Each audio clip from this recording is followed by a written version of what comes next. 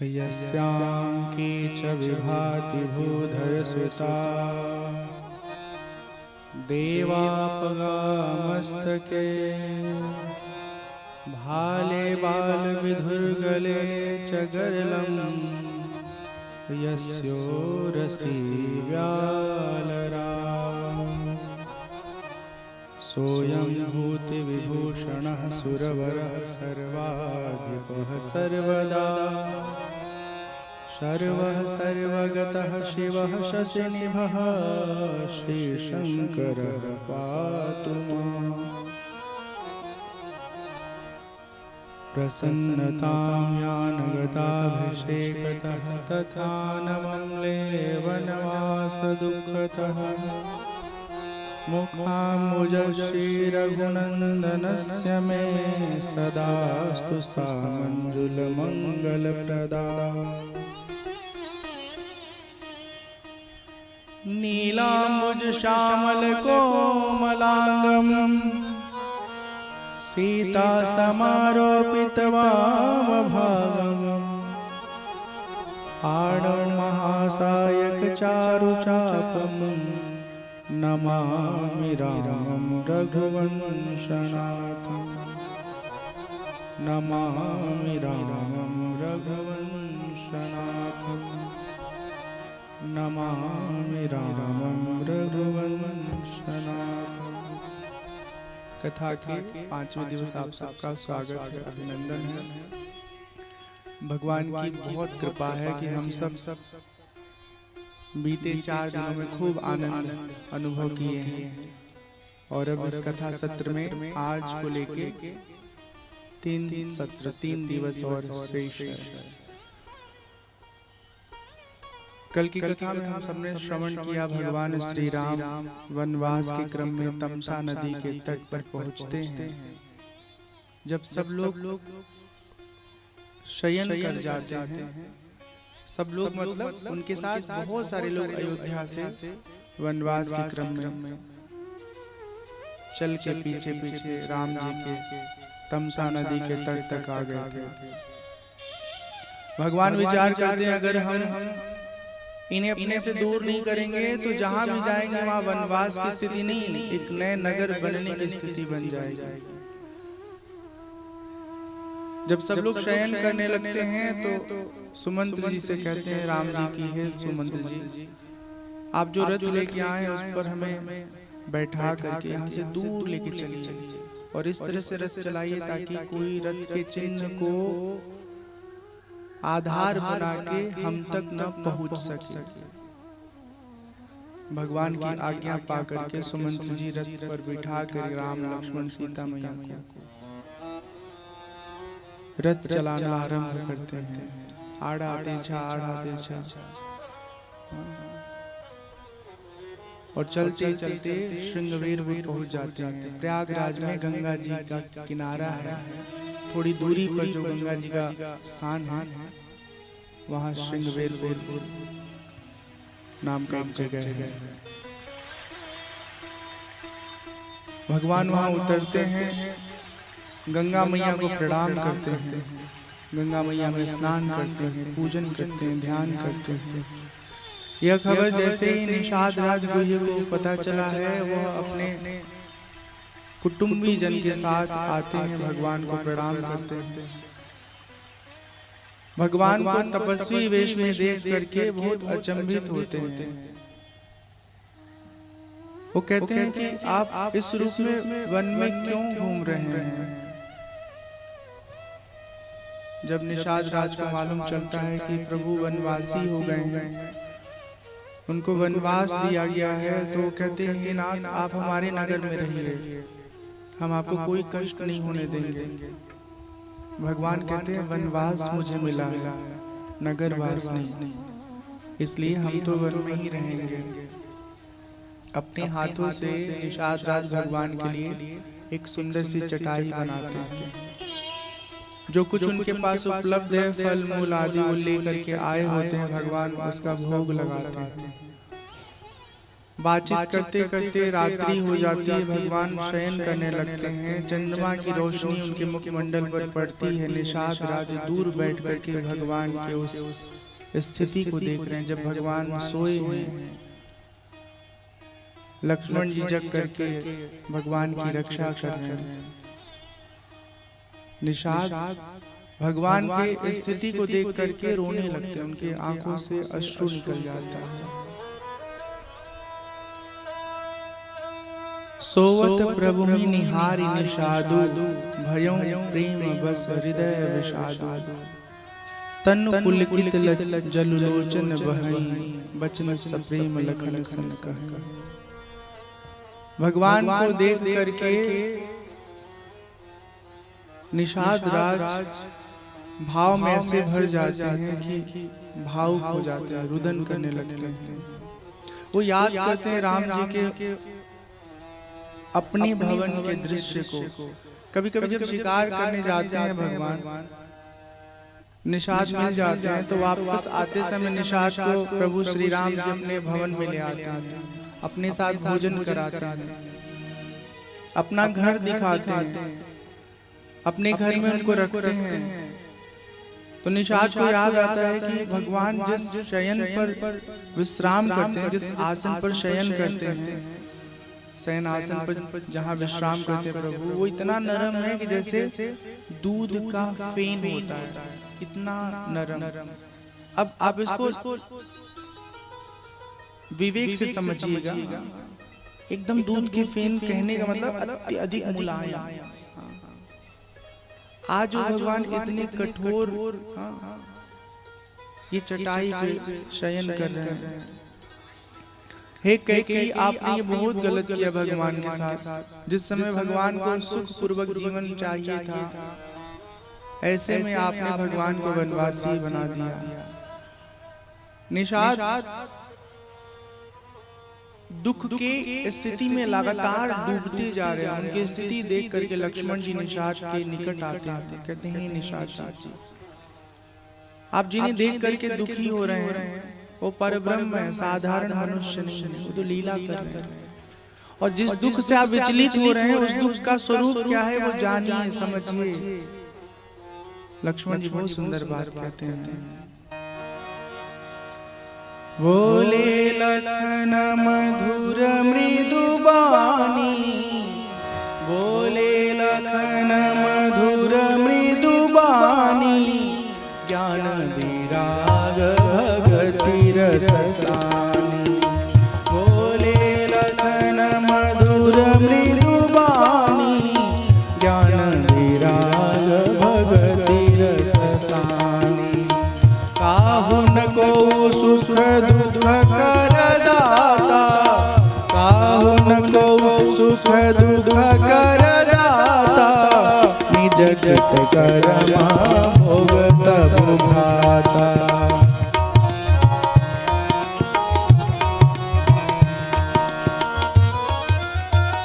चेहरा देखते रहिए, अगर हर दो चौपाई पे भरेंगे तो हो जाएगा। आप चलते रहिए, इसीलिए कहते हैं मुखमंडल देखते रहेंगे तो आपको जगह मिलेगा।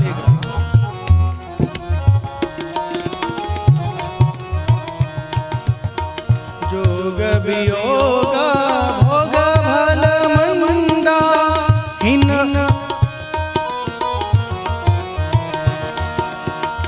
जोग वियोग भोग भल मंदा, हित अनहित माध्यम भ्रम फंदा।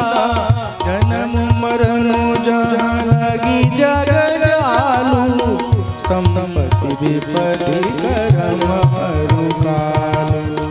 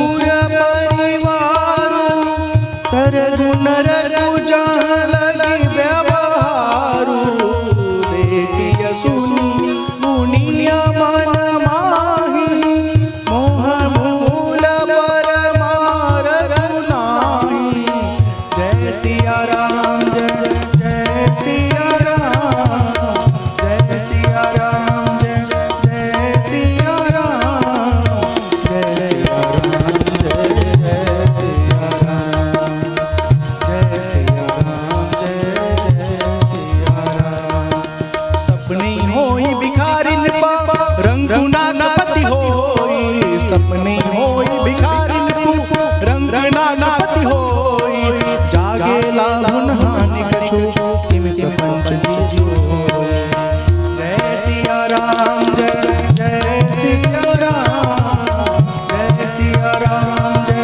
जय सिया राम जय सिया राम जय जय सिया राम जय सिया राम जय जय सिया राम जय सिया राम जय जय सिया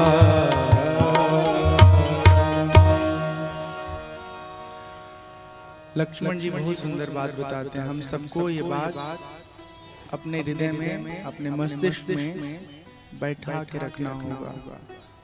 लक्ष्मण जी बोलते हैं काहो न को सुख दुख कर दाता निज कृत कर्म भोग सब भ्राता।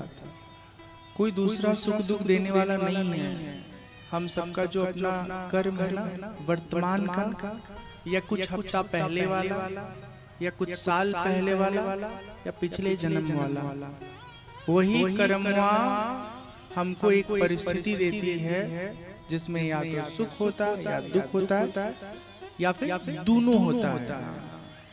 और ऐसा दुनिया में कोई नहीं है जिसके जीवन में खाली सुख सुख है या केवल दुख दुख है। कब को तो ऐसा जिंदगी खेल खेलती है कि सुबह खूब सुख सुख हुआ और दोपहरिया भयंकर कोनो दुख हो जाता है, फिर साजी का कोनो हंसी गुदगुदी वाला माहौल बन जाता है। सबसे अच्छी बात हम सबके जीवन में पता है क्या है? भुलक्कड़ई।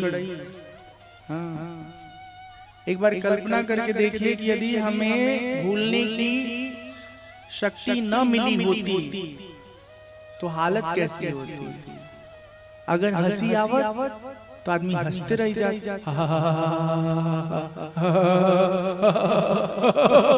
दिन भर हंसते रहते बेचारा। वो तो कोनो बात याद आता है, दूसरी बात शुरू हो जाती है, हंसी गायब हो जाती है। कोनो दुख कोई पीड़ा मिल जाए फिर क्या होता है? टप टप पानी चूहे लगे लाखी। और जैसे जैसे ओके माहौल बनावे वाला संगतिया मिल जाएंगे, अरे बहनी का करी सुननी बड़ा हम के दुख धोइल, अरे हम बहनी अब बहनी और रोत है।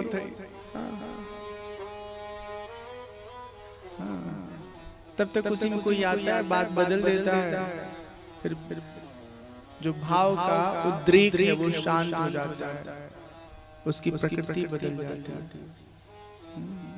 कितनी भयंकर भयंकर तकलीफ से हम सब गुजरे हैं, इमोशनल तकलीफ।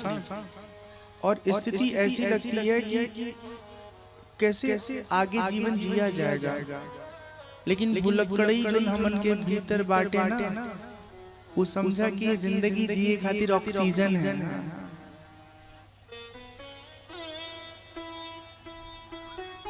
बड़े से बड़े गम को हम भूल जाते हैं, फिर बची हुई जिंदगी को ठीक तरीके से जीने लगते हैं। ये भुलक्कड़ई में नहीं फंसना है, मूल बात समझना है कि निज कृत कर्म भोग सब भ्राता। अपना जो कर्म है ना वही हमको सुख दुख के रूप में प्रकट होता है, परिस्थिति का रूप लेकर।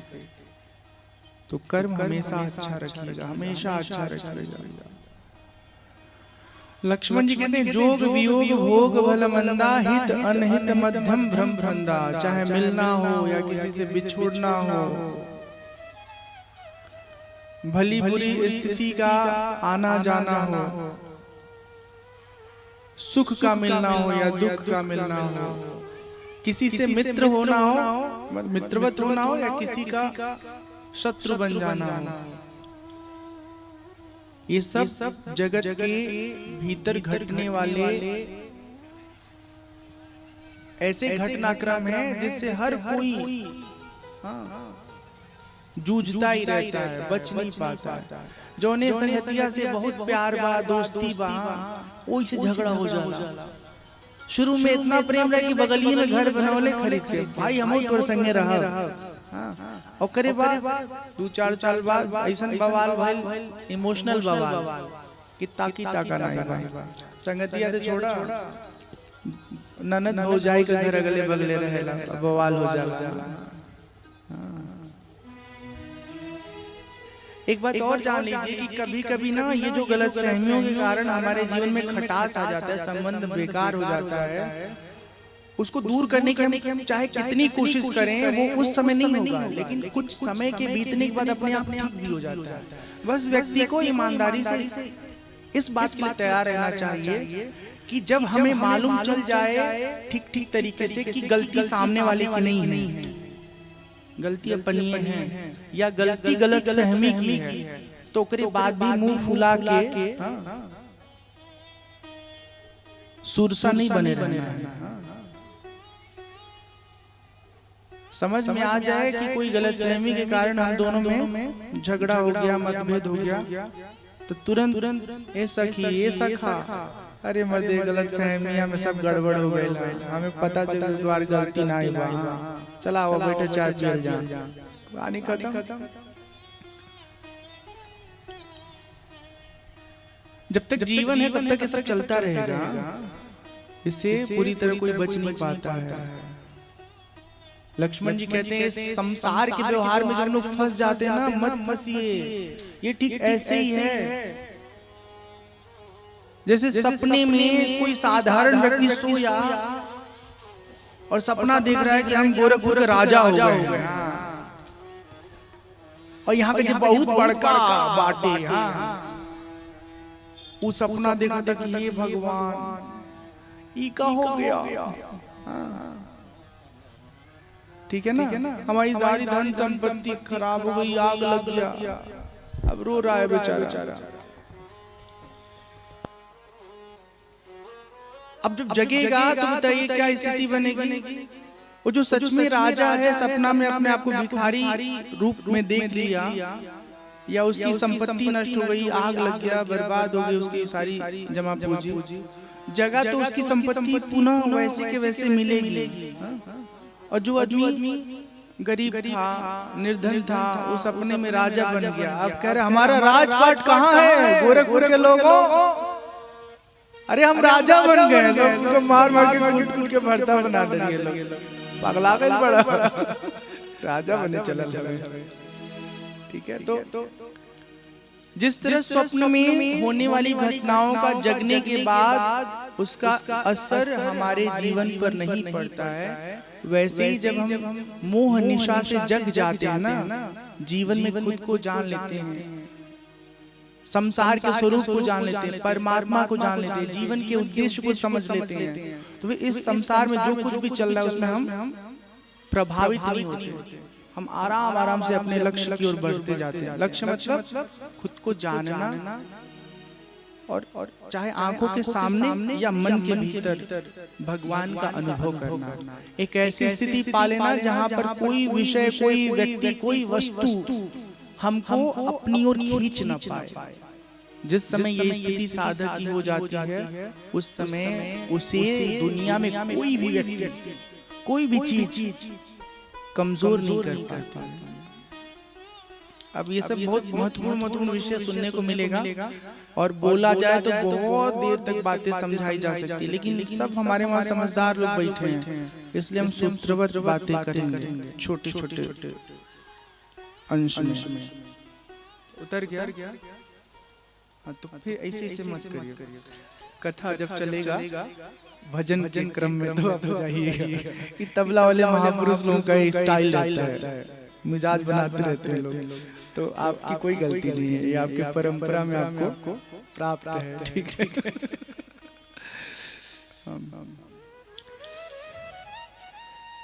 लक्ष्मण जी समझाते हैं निषाद राजगुह्य को और कहते हैं कि हे निषाद,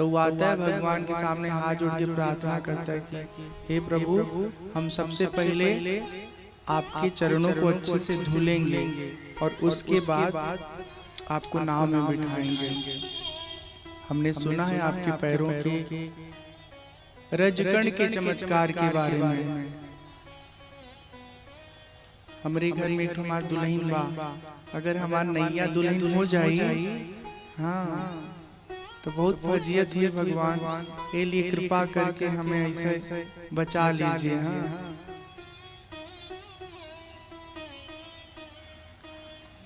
एक बहुत सुंदर भजन है, कभी कभी भगवान को भी भक्तों से काम पड़े, जाना था गंगा पार, प्रभु की ओट की नाव चढ़े।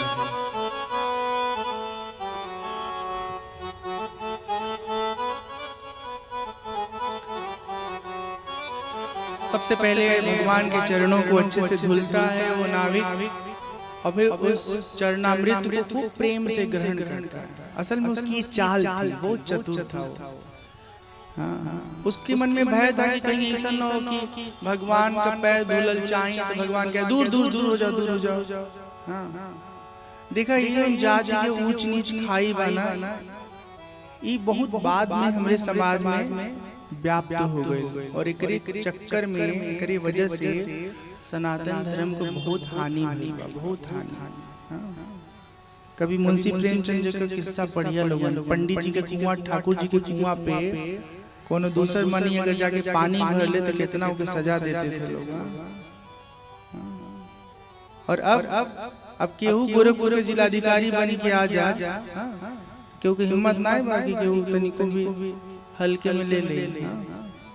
कमजोर आदमी की जगह कमजोर आदमी हो ना तो कहीं का होके, कोनो समूह का होके, ओकरे ऊपर अत्याचार होइबे करिया।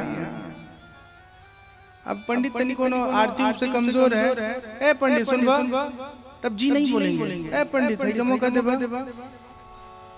और पंडित मजबूत बाटे, पंडित जी कह के बताइए, तो सारी व्यवहार की स्थिति हमारी मजबूती पर निर्भर करती है।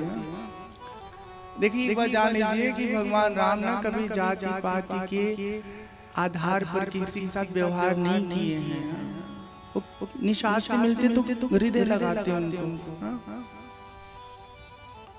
तो राम कथा सुन के ये भी सीखना है कि अपने कस्टम में रहिए, अपने परंपरा में रहिए, लेकिन दीवार मत खड़ा करिए। घर में जो मजदूर है ना उसको भी खूब स्नेह करिए, सम्मान दीजिए, उसके अभिमान को कभी चोट मत पहुंचाइए। तो अपने चतुराई से भगवान का पैर धुलते हैं, भगवान तो सब समझते हैं, चरणामृत लेते हैं केवट जी, अपने परिवार को प्रदान करते हैं और उसके बाद भगवान को अपनी नैया में बैठाते हैं और फिर खेना आरंभ करते हैं। बहुत सुंदर यहाँ पे भजन है। हाँ, सबके जरूरत पड़ी। आज हम मोटरसाइकिल वाला गाड़ी, हाँ, तो इना सोचा कि कभी साइकिल की जरूरत नहीं पड़ी। कहीं कहीं साइकिल से काम हो सकेगा। कभी कभी भगवान को भी, कभी कभी भगवान को भी भक्तों से काम पड़े, कभी कभी भगवान को भी भक्तों से काम पड़े।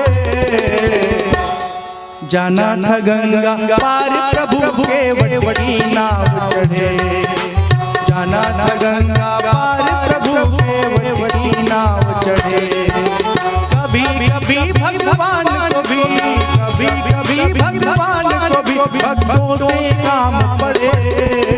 जाना था गंगा पार प्रभु के बड़ी नाव चढ़े, जाना था गंगा पार प्रभु के बड़ी नाव चढ़े। जय हो।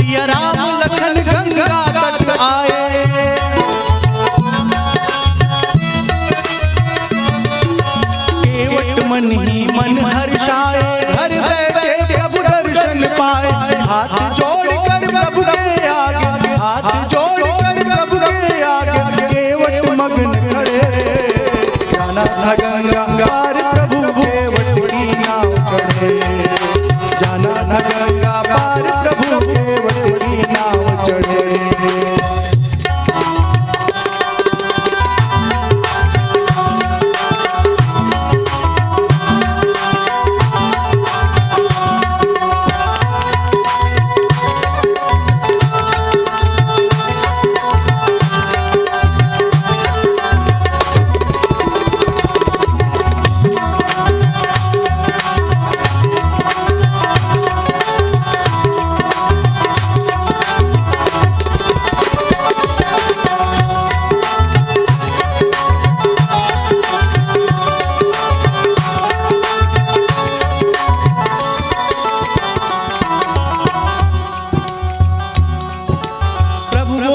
तुम नाव चलाओ और हमें केवट पहुँचाओ,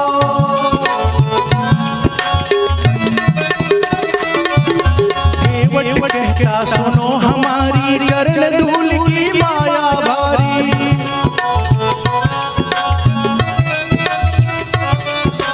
मैं गरीब नैया मेरी, मैं गरीब नैया मेरी, नारी न हो ये पड़े, जाना था गंगा पार प्रभु के वट की नाव चढ़े, जाना था गंगा पार प्रभु के वट की नाव चढ़े।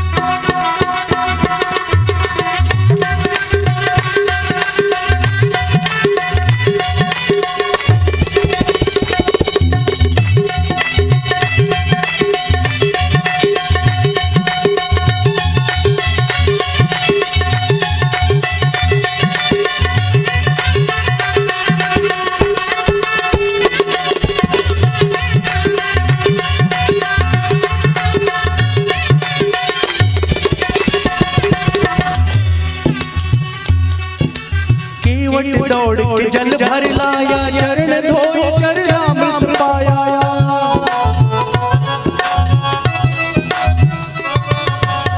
वेद ग्रंथ जिनके यश गाए, केवट उनको नाव चढ़ाए।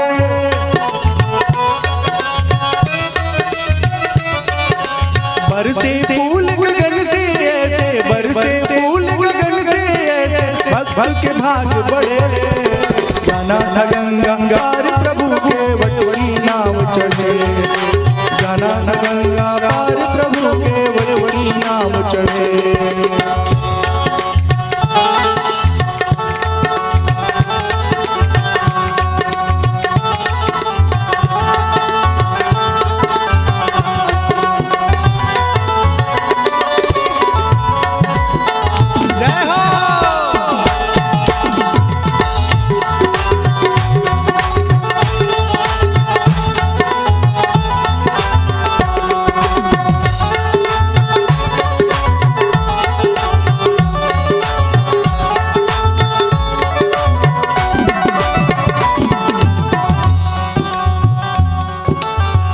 नाव गंगा की धारा,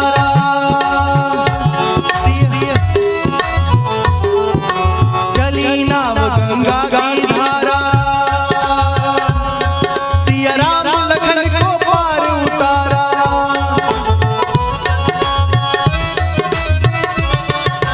चली नाव गंगा की धारा, सिया राम लखन को पार उतारा। प्रभु दिन लगे नाव उतराई, रघुराई, पार किया मैंने तुमको, पार किया मैंने तुझको, मोहे पार करो, जाना था गंगा पार प्रभु के वट की नाव चढ़े, जाना था गंगा पार प्रभु के वट की नाव चढ़े।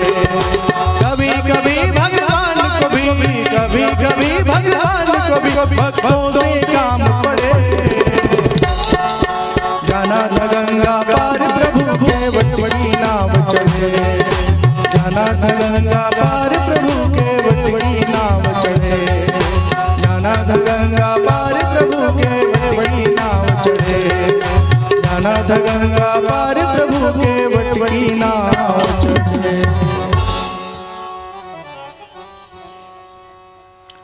कभी कभी भगवान को भी भक्तों से काम पड़े।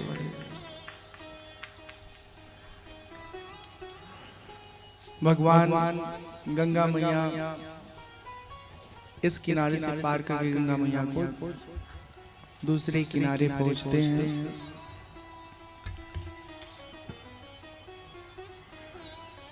केवट को उतराई देते हैं उनका पारिश्रमिक। केवट कहते हैं ना अभी हमको कुछ नहीं चाहिए। बहुत सुंदर भाव है।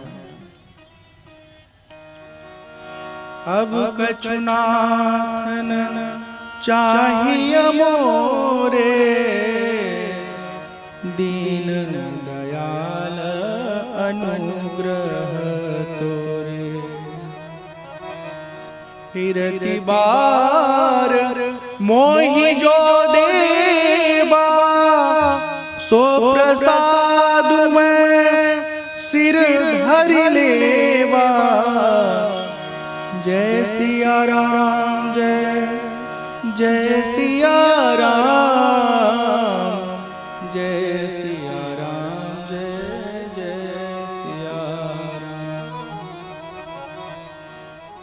केवट कहते हैं हे नाथ अभी हम आपसे कुछ नहीं चाहते। अभी आप अपने वनवास काल को पूरा कर लीजिए। जब वापस आएंगे तो जो आपका बचा रहेगा दीजिएगा, हम प्रेम पूर्वक प्रसाद समझ के रख लेंगे। भगवान गंगा मैया के किनारे संध्या काल में स्नान आदि करते हैं, गंगा मैया का पूजन करते हैं, पार्थिव शिव जी को पूजते हैं। माँ जानकी सीता मैया कहती है हे माँ, पति देवर के सहित जैसे हम निकले हैं वनवास में, अपनी कृपा बनाए रखिएगा ताकि ऐसे ही हम सकुशल पुनः अपने नगर पहुँचे।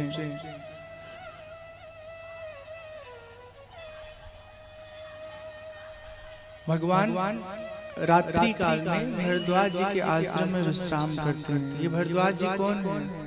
वही भरद्वाज जी हैं जो माघ मेला में जब संत लोग इकट्ठा होते हैं और सब लोग चले जाते हैं, सिर्फ याज्ञवल्क्य जी उनके आश्रम में बैठ जाते, मतलब बचे रहते हैं। अभी उनका जाना नहीं होता है तो उनसे सवाल करते हैं राम कौन है? राम कवन प्रभु पूछो तो राम कौन है? ये नाथ कृपा करके बताइए।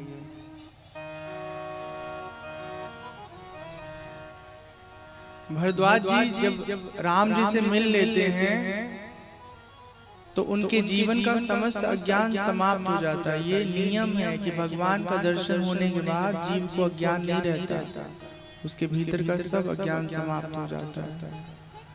अभी जो अज्ञानी सवाल कर रहे हैं राम जी के बारे में, वो सिर्फ इसलिए कि राम जी की कथा वो सुनना चाहते हैं। भरद्वाज जी के आश्रम में भगवान राम, लक्ष्मण भैया, सीता मैया रात्रि विश्राम करते हैं। ढेर सारे सत्संग होता है। प्रातः काल नित्य क्रिया से निवृत्त होकर के जलपान आदि करके भगवान वनवास के क्रम में आगे बढ़ते हैं। चलते चलते चलते चलते आधा दिन हो जाता है। जब भगवान देखते हैं कि सीता जी या लक्ष्मण जी थक जा रहे हैं तो खुद थकने का नाटक करके कहीं बैठ के पेड़ की छाया में विश्राम करते हैं।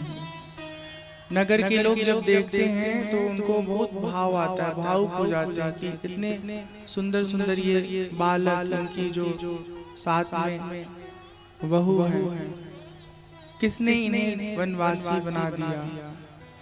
जो प्रकृति है ना वो राम जी को धूप के ताप से बचा रही है बादल बन के।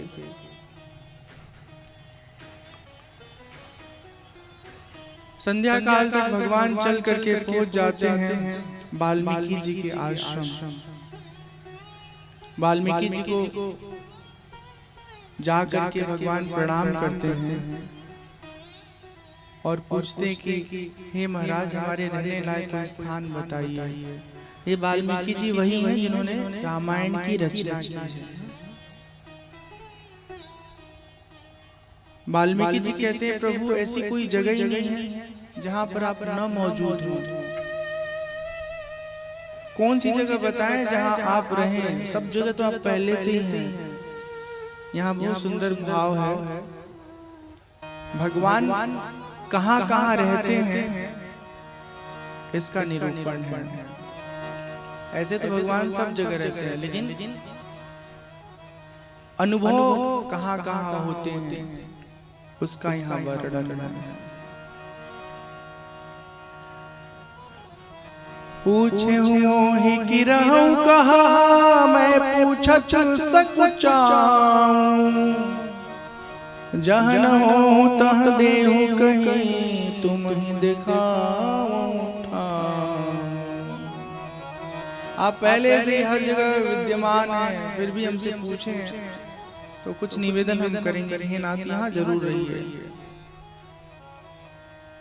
अब यहाँ जहाँ रहने के लिए कह रहे हैं वाल्मीकि जी, वहाँ भगवान सूक्ष्म रूप से रहते हैं, हाँ, अपने भक्तों के हृदय में। जिनके श्रवण समुद्र समाना, कथा तुम्हारी सुभग सरिना।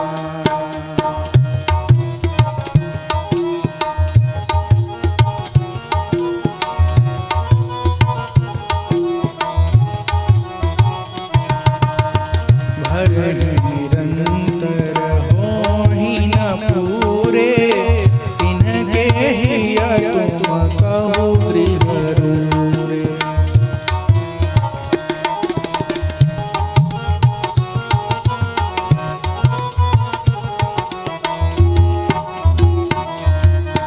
लोचक चातक जिन करी लागे, रही दरस जलधर अभिलागे।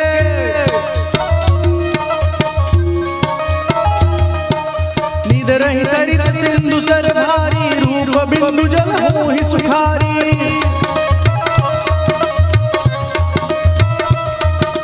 तिनके हृदय सदन सुखदायक, बसौ बंधु सिय सदर गुनायक। तिनके हृदय सदन सुखदायक, बसौ बंधु सिय सदर गुनायक। जय सिया राम, जय सिया राम, जय सिया राम, जय सिया राम।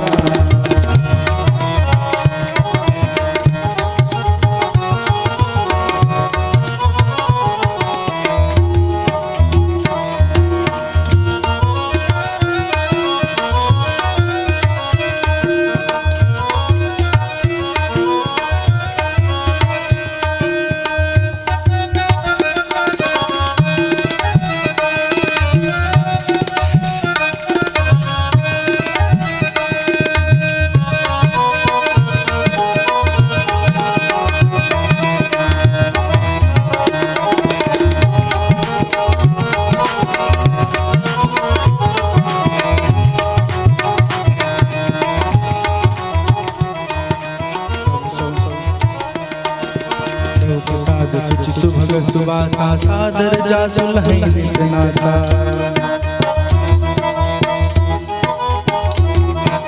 तुम्हि निवेदित भोजन करहि, प्रभु प्रसाद पट भूषण धरहि।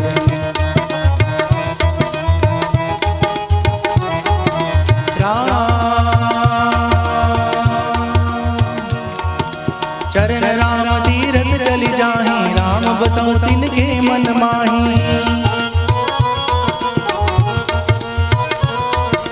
मंत्र राज नित जपहि तुम्हारा, पूजहि तुम्हि सहित परिवारा।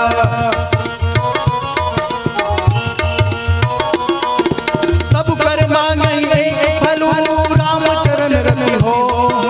तिनके मन मंदिर बसौ, सिय रघुनंदन दो।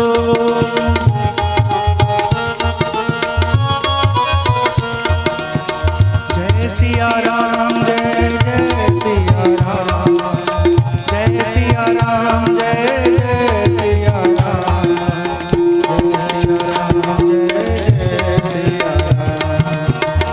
सिया राम, जय सिया राम, जय जय सिया राम, जय सिया राम, जय जय सिया राम, जय सिया राम, जय जय सिया राम, जय सिया राम, जय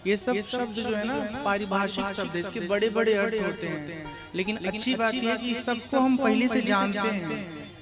काम दो तरह का होता है, एक संसार में बहुत कुछ पाने की इच्छा, ये मिल जाए ये मिल जाए, और दूसरा जीवन से जुड़े भावनात्मक जो आपकी जरूरतें हैं, उस संदर्भ में इसका अर्थ लिया जाता है।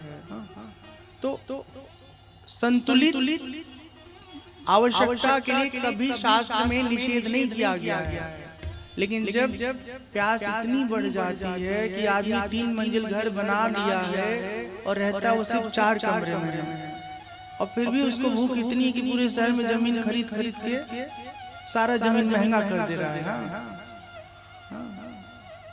तो भले वो जमीन से बहुत पैसा कमा लें, लेकिन सुख नहीं अनुभव कर पाएंगे, क्योंकि दिन भर फोन आएगा, जमीन आइए दिखाए नहीं पसंद हमको, दूसरे बात विनोद में कह रहे हैं बात।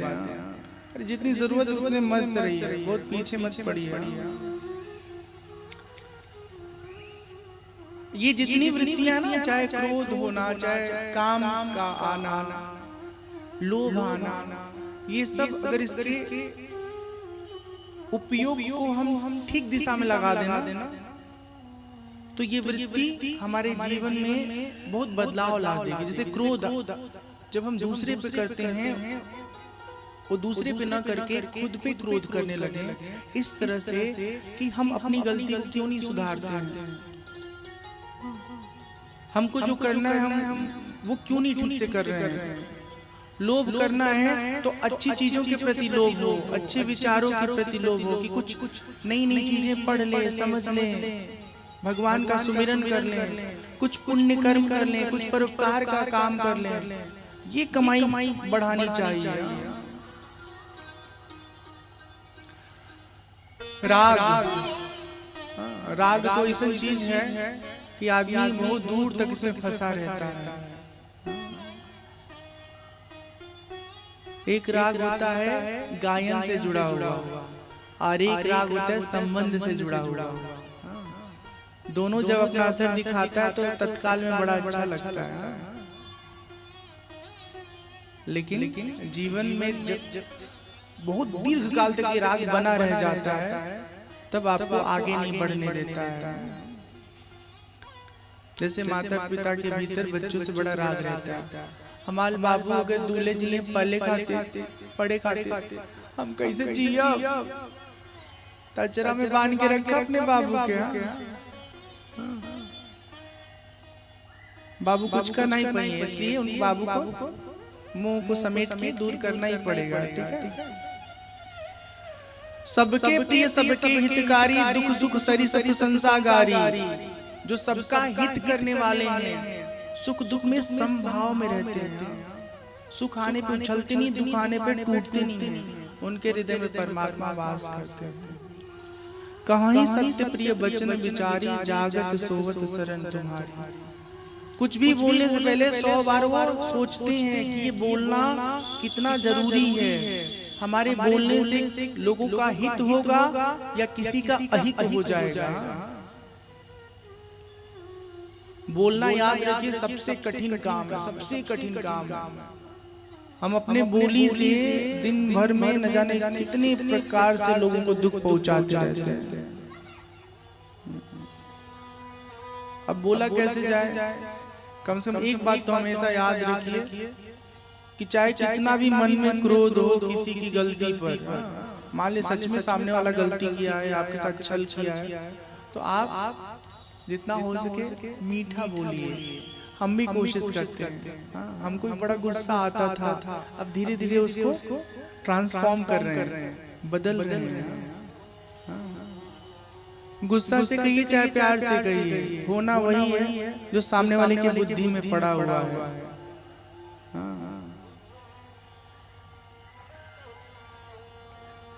जागत सोवत शरण तुम्हारी, जागते सोते हर पल जो भगवान में ही खोया रहता है, भगवान में ही डूबा रहता है, ऐसे भक्तों के हृदय में हे प्रभु आप निवास करिए।